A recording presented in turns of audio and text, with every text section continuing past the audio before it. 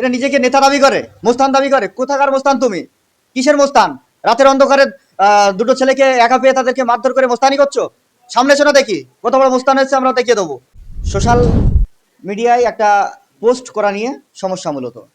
তো সেই পোস্টটাকে ঘিরে মোটামুটি তাদের সঙ্গে কি হয়েছে না হয়েছে আমরা তো পুরোটাই খবর পাইনি, তবে যতটুকু পেলাম তাতে করে অবশ্যই হ্যাঁ হতে পারে সে ভুল করেছে। তার জন্য তো আইনের দরজা খোলা ছিল, আইনে দ্বারস্থ হতে পেতো। মানে রাত্রে একা পেয়ে তাদেরকে মানে কিল ঘুষি চর রাস্তায় ফেলে লাথি মারা থেকে শুরু করে বিভিন্ন অসুস্থ একেবারে।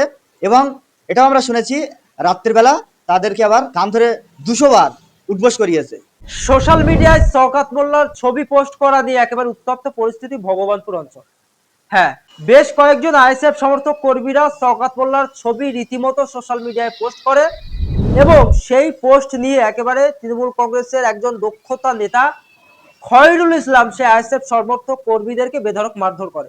আমরা এখানে এসে সূত্র মারফত যেটা খবর পেলাম যে গতকাল রাতে যারা শওকত মোল্লার ছবি পোস্ট করেছিল সোশ্যাল মিডিয়ায় তাদেরকে রীতিমতো বেধড়ক মারধর করে। এবং শুধু এখানে শেষ নয়, তৃণমূল কংগ্রেসের নেতা খয়রুল ইসলাম তাদেরকে রীতিমতো 200 বার উঠবস করিয়ে এমনভাবে শাস্তি দেওয়া হয়। এই মুহূর্তে রয়েছেন পলিঘাটের একজন দক্ষতা আইএসএফ নেতা। গতকাল রাতে কি ঘটেছিল এবং কি হয়েছিল এই টোটাল ঘটনা শুনবো বিস্তারিত। বিষয় হচ্ছে শাসক ভয় পাচ্ছে, এই শওকত মোল্লা ভয় পাচ্ছে। ভাঙড়ের সাধারণ মানুষ তাদের মনের যে উক্তি, শওকত মোল্লা সাহেব এটা ভালো করে জেনে গেছে যে ভাঙড়ে তৃণমূলের কোনো জায়গা হবে না। তাই সর্বসময় তারা কিভাবে ভাঙড়টাকে অশান্ত করে রাখা যায় তার পরিকল্পিতভাবে করে যাচ্ছে। যাই করুক, ভাঙড় আগামী দিন 2026 বিধানসভা ইলেকশানে এটা শওকত মোল্লা দেখতে পাবে ভাঙড় কী জিনিস, ভাঙড়বাসী কি চায়। দেখুন, এদের তো মানে কাজটাই এই, হতে পারে সে আইএসএফ দল করে বা তৃণমূল দল করে, যে যার ভালো লাগে সে তার দল ব্যক্তিগতভাবে করতেই পারে। তাই বলে এই না যে তাদেরকে মানে রাতের অন্ধকারে একা পেয়ে মোস্তানি করবে। ঠিক আছে, এই খয়রুল বিভিন্ন সময় দেখা গিয়েছে তার এই মোস্তানি আমরা দেখেছি, সাধারণ মানুষের উপরে পর্যন্ত তারা এইভাবে অত্যাচার করে। যাই হোক, এর মানে গতকালকে যে কাজটা করেছে খয়রুল ইসলাম এটা কিন্তু মানে ভালো করেনি, এর উত্তর খয়রুল ইসলাম পেয়ে যাবে।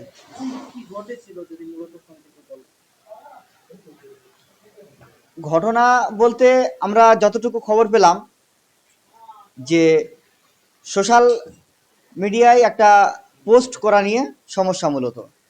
তো সেই পোস্টটাকে ঘিরে মোটামুটি তাদের সঙ্গে কি হয়েছে না হয়েছে আমরা তো পুরোটাই খবর পাইনি, তবে যতটুকু পেলাম তাতে করে অবশ্যই হ্যাঁ হতে পারে সে ভুল করেছে। তার জন্য তো আইনের দরজা খোলা ছিল, কিন্তু তা না করে খয়রুল ইসলাম তাদেরকে মানে অমানবিকভাবে অত্যাচার করেছে গতকাল রাত্রে।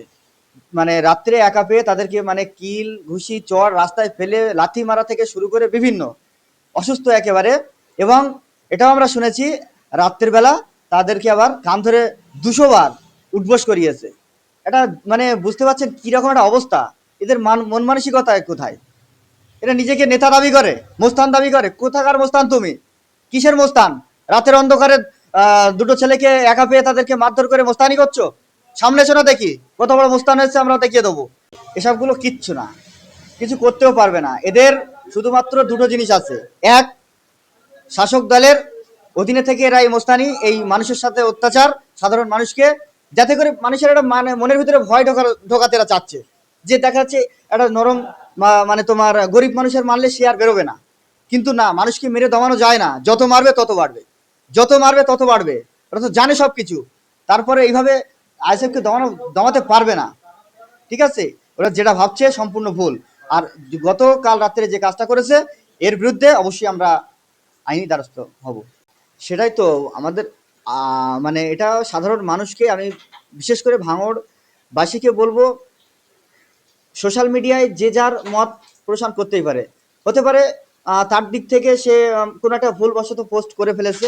তো যাই হোক, সেটার জন্য তো আইনের দরজা খোলা আছে, সে আইনে দ্বারস্থ হবে। আইন বিচার ব্যবস্থা যেটা আছে সেটা তার অবশ্যই, আইনের ঊর্ধ্বে তো কেউ না, আমরা কেউ না। তাহলে আইন যেটা করবে আমরা মাথা পেতে মেনে নেবো।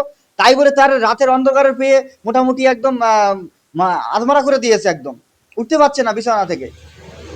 এটা কোন ধরনের নেতা আমি তো বুঝতে পারছি না। এটা কি চাচ্ছে, এটা কি আসলে কি চাচ্ছে? বললাম না, মোস্তানি রাতের অন্ধকারে ঘাটে। যদি মোস্তানি করার ইচ্ছা হয় বলো না, দেখি কত দম আছে, আমরাও দেখিয়ে দেবো। দেখুন, এটা তো মানে নতুন করে বলার কিছু নেই। যদি তাই না হতো, গত 20 তারিখ আমাদের কনস্টিটিউশন ফ্রম এর পক্ষ থেকে আমাদের ধর্মতলায় একটি ধর্ণা মঞ্চ ছিল। সেখান থেকে কিভাবে নওশাদ সিদ্দিকী ভাইজান সহ আমাদের আরও বিভিন্ন সংগঠন বা ছোট ছোট রাজনৈতিক দল, তাদের থেকেও তারা এসছিল সেই ধর্ণা মঞ্চে। তাহলে সেখান থেকে আমরা বুঝছি কি, যে মানুষের গণতান্ত্রিক যে অধিকার, সাংবিধানিক যে অধিকার, এই মমতা ব্যানার্জির সরকার কেড়ে নিচ্ছে এক প্রকার। মানে শাসক এটা থেকে ভয় করছে, যদি এরা মানে এইভাবে চলতে থাকে তো আগামী দিন 2026 বিধানসভা ইলেকশনে তারা কিন্তু ফল ভালো করবে না। এটা তো ফল ভালো করবে কি করে, যদি মানুষের সঠিকভাবে মানে ভোট দেওয়ার সুযোগ দেয়, তাহলে কিন্তু তৃণমূল বলে কিছু থাকবে না গোটা পশ্চিমবঙ্গে। একটা সিট পাবে না। ভায়োলেন্স ছাড়া, গুন্ডাগিরি ছাড়া, ভূত দখল করা ছাড়া এই তৃণমূলের কাছে আর কিচ্ছু নেই। আর প্রশাসনকে কিনে কাজে লাগানো ছাড়া। সঠিকভাবে যদি ভোট হয় আর যদি ভোটটা করানো হয়, অবশ্যই এই তৃণমূল 2026-এ মুখ থুবড়ে পড়বে একেবারে। একদম মূর্খ, সাংবিধানিক জ্ঞান তার ভিতরে নেই। কে সে? আমার তো মনে হয় একদম সে স্কুলেই যায়নি, তাহলে এরকম বলার অধিকার তার নেই। ভারতবর্ষে সংবিধান যে অধিকার দিয়েছে, প্রত্যেকটা নাগরিক তার অধিকারের জন্য সে লড়াই করতে পারে। ওয়াকআপ সংশোধনী 2025 বাতিলের দাবিতে নওশাদ সিদ্দিকী ভাইজান যে প্রতিবাদ মিছিল থেকে শুরু করে ধর্ণা মঞ্চ, প্রতিবাদ করবে না? ওয়াকআপটা কি? ওয়াকআপটা হলো মুসলিমদের পৈতৃক সম্পত্তি। আমাদের পূর্বপুরুষেরা দান করে গিয়েছে আল্লাহর ওয়াস্তে। এই সম্পত্তি মসজিদ, মাদ্রাসা, ঈদগাহ, খানকা শরীফ বিভিন্ন কাজে ব্যবহৃত হবে। আজকে সেই ওয়াকআপ সম্পত্তি বেদখল এই কেন্দ্র সরকার, বিজেপি এই বর্বর সরকার তার আন্ডারে নিতে চাইছে। তার বিরুদ্ধে আমাদের লড়াই, তার বিরুদ্ধে আমাদের আন্দোলন, তার বিরুদ্ধে আমাদের প্রতিবাদ। তাহলে কেন্দ্রের বিজেপি সরকারের বিরুদ্ধে যখন আমরা আন্দোলন করছি, প্রতিবাদ করছি, কেন এই রাজ্য সরকারের এত রাগ? এখান থেকে বুঝতে হবে রাজ্য সরকারের শুধুমাত্র